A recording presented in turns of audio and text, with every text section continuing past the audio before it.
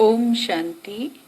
बाबा कहते बच्चे, अभी हम सब आत्माएं पुरुषोत्तम संगम युग पर हैं और यहाँ पर हम परमात्मा से ईश्वरीय ज्ञान और योग की पालना ले रहे हैं और अपने जीवन में योग के माध्यम से हम शांति धाम, सुख धाम में जाएंगे और वहाँ जाने के लिए मन मना भाव का पुरुषार्थ हमको निरंतर करना है। 19 तारीख की वाणी है।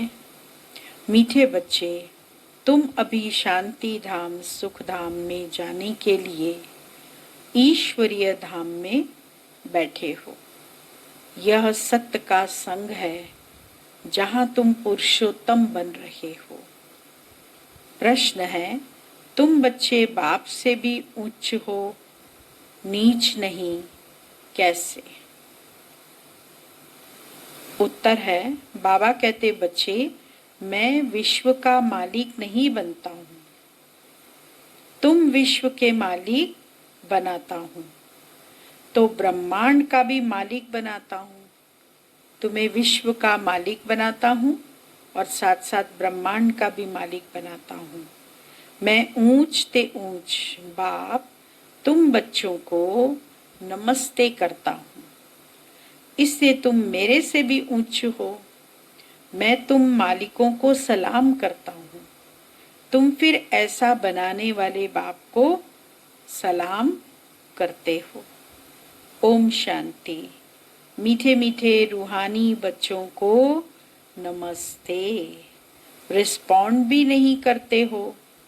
बाबा ने कहा नमस्ते, तो बच्चों को भी कहना चाहिए नमस्ते, क्योंकि बच्चे जानते हैं बाबा हमको ब्रह्मांड का मालिक भी बनाते हैं और विश्व का मालिक भी बनाते हैं। बाप तो सिर्फ ब्रह्मांड का मालिक बनते हैं, विश्व का मालिक नहीं बनते। बच्चों को ब्रह्मांड और विश्व दोनों का मालिक बनाते हैं। तो बताओ बड़ा कौन ठहरा? बच्चे बड़े ठहरे ना, इससे बच्चे फिर नमस्ते करते हैं। बाबा आप ही हमको ब्रह्मांड और विश्व का मालिक बनाते हो, इसीलिए आपको नमस्ते। मुसलमान लोग भी मालेकम सलाम, सलाम मालेकम कहते हैं ना। तुम बच्चों को यह खुशी है जिनको निश्चय है, निश्चय बिगर तो कोई आ भी न सके। यहाँ जो आते हैं वह जानते हैं हम कोई मनुष्य गुरु के पास नहीं जाते। मनुष्य बाप के पास, टीचर के पास, वह मनुष्य गुरु के पास नहीं जाते। तुम आते हो, कहाँ आते हो? तुम आते हो रूहानी बाप, रूहानी टीचर, रूहानी सतगुरु के पास। वह मनुष्य तो अनेक हैं, यह एक ही है। यह परिचय कोई को भी था नहीं। भक्ति मार्ग के शास्त्रों में भी है कि रचता और रचना को कोई भी नहीं जानते। न जानने के कारण उनको आर्फन कहा जाता है। जो अच्छे पढ़े लिखे होते हैं समझ सकते हैं, हम सभी अच्छे पढ़े लिखे होते हैं, समझ सकते हैं हम सभी आत्माओं का बाप एक ही निराकार है। वह आकर के बाप, टीचर, सद्गुरु भी बनते हैं। गीता में कृष्ण का नाम बाला है। गीता है सर्वशास्त्रमयी शिरोमणि, सबसे उत्तम ते उत्तम। गीता को ही माई बाप कहा जाता है और जो भी शास्त्र हैं उनको मात पिता नहीं कहेंगे।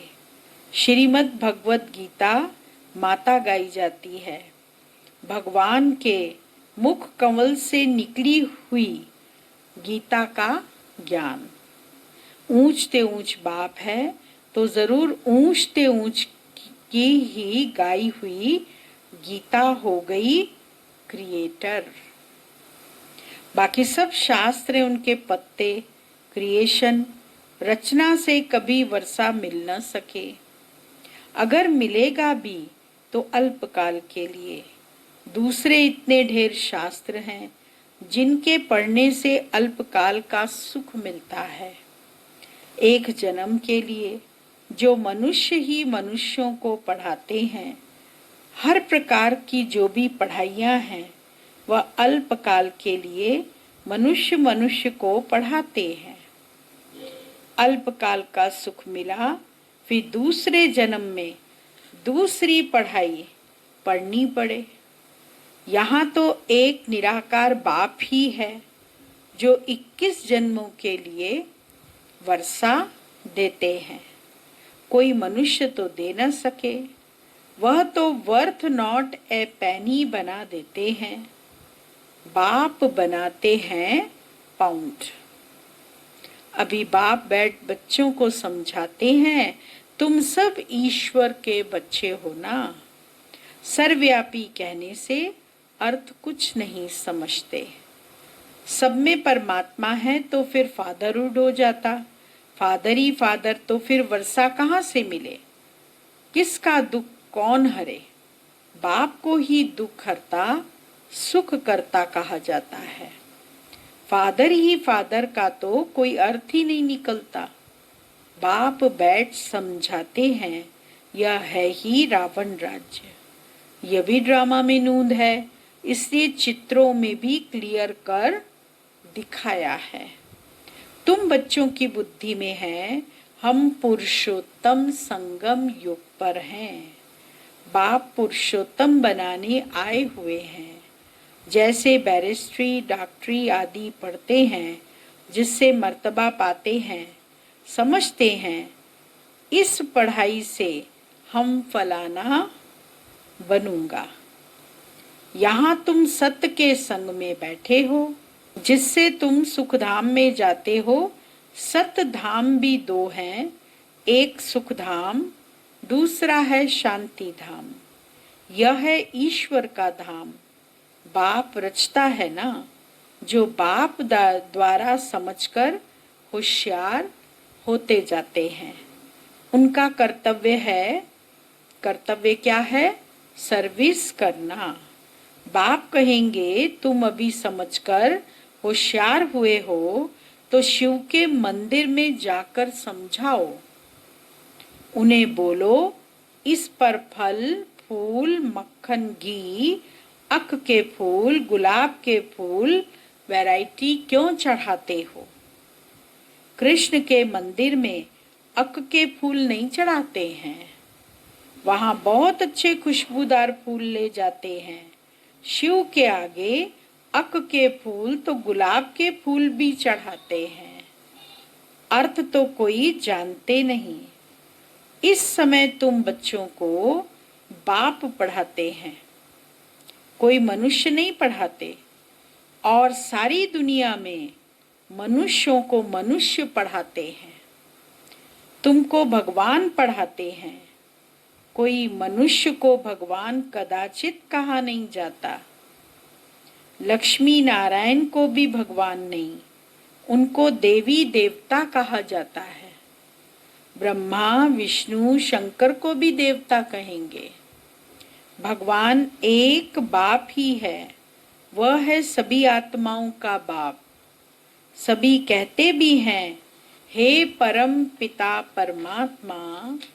उनका सच्चा सच्चा नाम है शिव।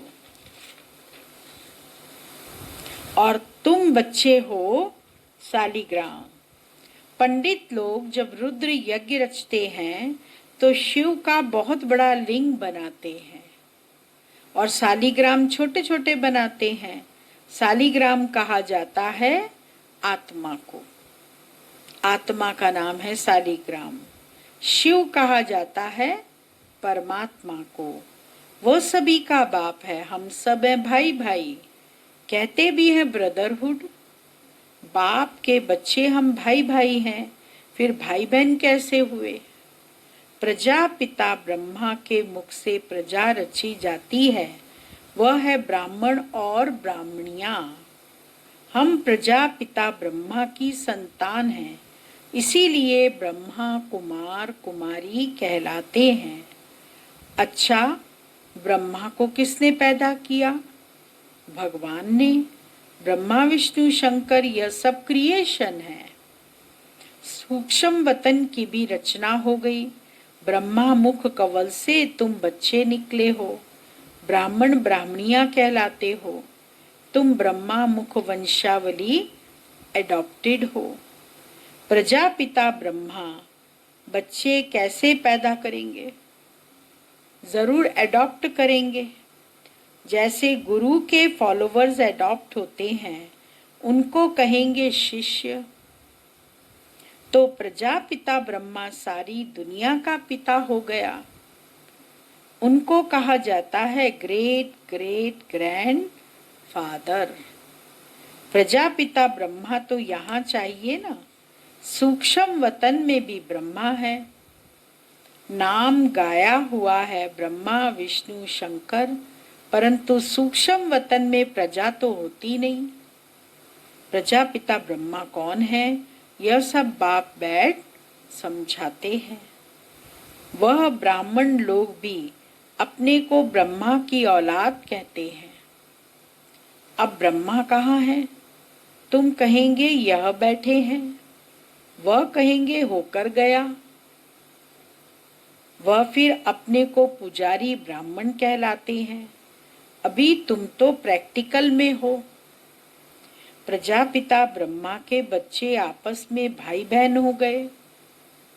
ब्रह्मा को एडॉप्ट किया है शिव बाबा ने।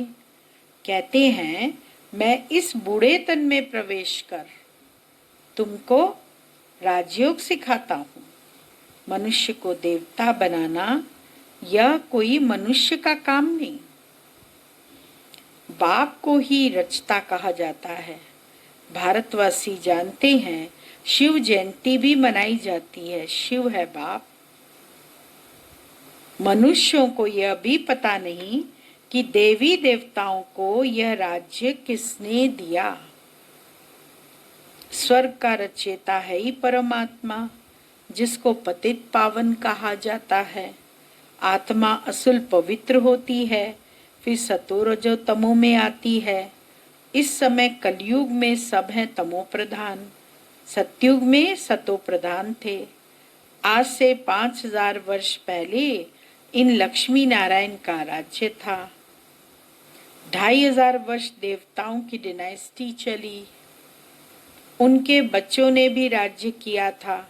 Lakshmi Narayan the first the second, ऐसे राज्य चला आता है। मनुष्यों को इन बातों का कुछ भी पता नहीं। इस समय है सब तमो प्रधान पतित। यहाँ एक भी मनुष्य पावन हो नहीं सकता। सभी पुकारते हैं हे पतित पावन आओ, तो पतित दुनिया हुई ना। इनको ही कलयुग नरक कहा जाता है। नई दुनिया को स्वर्ग पावन दुनिया कहा जाता है। फिर पतित कैसे बने यह कोई नहीं जानते। भारत में एक भी मनुष्य नहीं जो अपने 84 जन्मों को जानता हो। मनुष्य मैक्सिमम 84 जन्म लेते हैं, मिनिमम एक जन्म। भारत को अविनाशी खंड माना जाता है, क्योंकि यहाँ ही शिव बाबा का अवतरण होता है। भारत खंड कभी विनाश हो नहीं सकता। बाकी जो अनेक खंड हैं वो सब विनाश हो जाएंगे। इस समय आदि सनातन देवी देवता धर्म प्राय लोप हो गया है। कोई भी अपने को देवता नहीं कहलाते हैं, क्योंकि देवताएं सतो प्रधान पावन थे। अभी तो सभी पतित पुजारी बन गए हैं। यह भी बाप बैठ समझाते हैं। भगवानुवाच्य है ना, भगवान सभी का बाप है। वह एक ही बार भारत में आते हैं। कब आते हैं? पुरुषोत्तम संगम युग पर। इस संगम युग को ही पुरुषोत्तम कहा जाता है। यह संगम युग है कलयुग से सतयुग, पतित से पावन बनने का। कलयुग में रहते हैं पतित मनुष्य, सतयुग में है पावन देवता, इसीलिए इनको पुरुषोत्तम संगम युग कहा जाता है। जबकि बाप आकर पतित से पावन बनाते हैं। तुम आए ही हो मनुष्य से देवता पुरुषोत्तम बनने। मनुष्य तो यह भी नहीं जानते कि हम आत्माएं निर्वाण धाम में रहती हैं, वहां से आते हैं पार्ट बजाने। इस नाटक की आयु 5000 वर्ष है। हम इस बेहद के नाटक में पार्ट बजाते हैं। इतने सब मनुष्य पार्टधारी हैं। यह ड्रामा का चक्र फिरता रहता है, कभी बंद होने का नहीं। पहले पहले इस नाटक में सतयुग में पार्ट बजाने आते हैं देवी देवता, फिर त्रेता में क्षत्रिय। इस नाटक को भी जानना चाहिए ना। यह है ही कांटों का जंगल, सब मनुष्य दुखी हैं। कलयुग के बाद फिर सतयुग आता है। कलयुग में ढेर मनुष्य हैं, सतयुग में कितने होंगे? बहुत थोड़े। आदि सनातन सूर्यवंशी देवी देवताएं ही होंगे। यह पुरानी दुनिया अब बदलनी है। मनुष्य सृष्टि से फिर देवताओं की सृष्टि होगी। आदि सनातन देवी देवता धर्म था, परंतु अब अपने को देवता कहलाते नहीं। अपने धर्म को ही भूल गए हैं। यह सिर्फ भारतवासी ही हैं जो अपने धर्म को भूल गए हैं।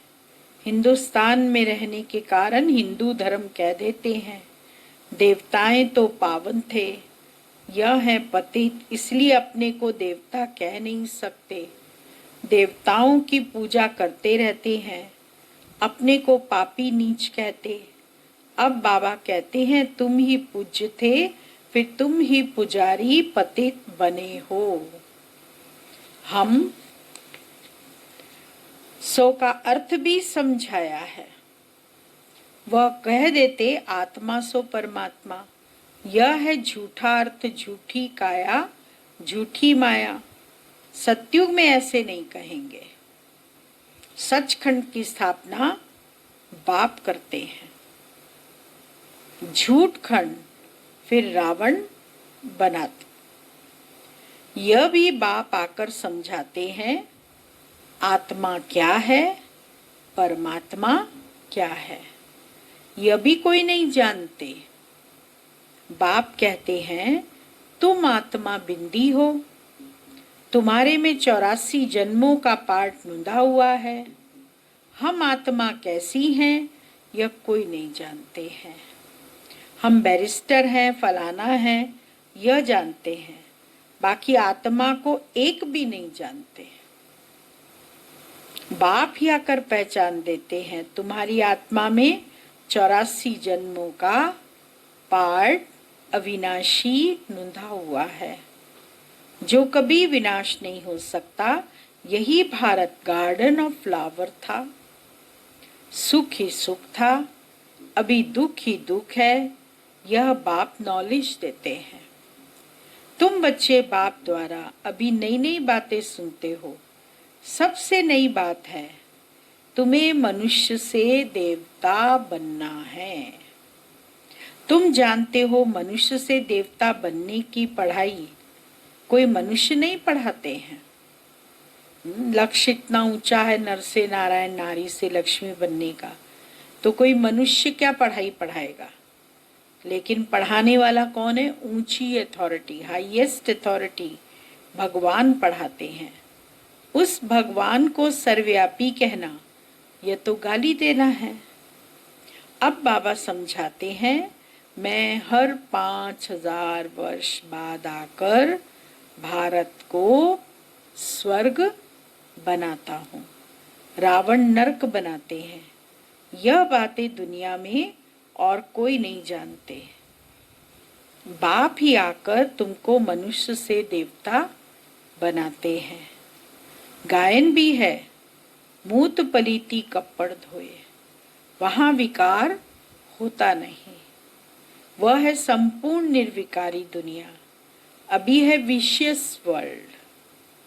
बुलाते भी हैं पतित पावन आओ, हमको रावण ने पतित बनाया है, परंतु जानते नहीं कि रावण कब आया, क्या हुआ, रावण ने कितना कंगाल बना दिया है।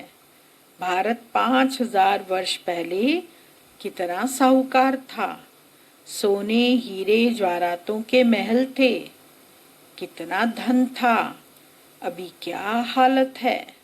सो सिवाय बाप के सिरताज कोई बना ना सके। अभी तुम कहते हो शिव बाबा भारत को हेवन बनाते हैं, अब बाप कहते हैं मौत सामने खड़ा है, तुम वानप्रस्थी हो, अब जाना है वापस, इसलिए अपने को आत्मा समझो। मामेकम याद करो तो पाप भस्म हो जाएंगे। अच्छा, मीठे मीठे सिकिलदे बच्चों प्रति मात पिता बाप दादा का याद प्यार, गुड मॉर्निंग। रूहानी बाप की रूहानी बच्चों को नमस्ते, और रूहानी बच्चों की रूहानी बाबा को याद प्यार, गुड मॉर्निंग, नमस्ते। मुख्य सार है पहला पॉइंट, हम ब्रह्मा मुख वंशावली ब्राह्मण हैं। स्वयं भगवान हमें मनुष्य से देवता बनाने की पढ़ाई पढ़ा रहे हैं। इस नशे और खुशी में रहना है, पुरुषोत्तम संगम योग पर पुरुषोत्तम बनने का पुरुषार्थ करना है।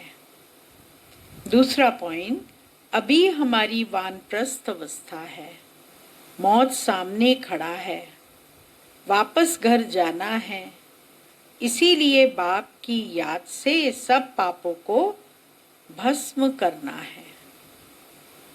आज का वरदान है, रूहानी यात्री हूँ, इस स्मृति से सदा उपराम, न्यारे और निर्मोही बहो।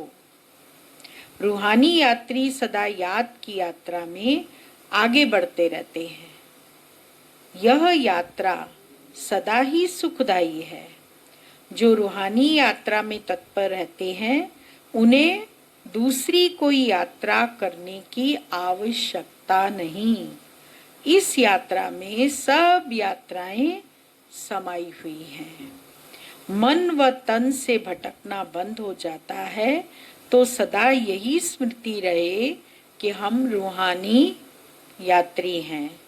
यात्री का किसी में भी मोह नहीं होता, उन्हें सहज ही उपराम, न्यारे व निर्मोही बनने का वरदान मिल जाता है। स्लोगन, सदा वाह बाबा, वाह तकदीर और वाह मीठा परिवार, यही गीत गाते रहो। कौन सा गीत गाना है? वाह बाबा, वाह तकदीर और वाह मीठा परिवार, यही गीत निरंतर गाते रहो। तो बाबा भी हम बच्चों के वाह वाह की माला फेरता रहता है। ओम शांति।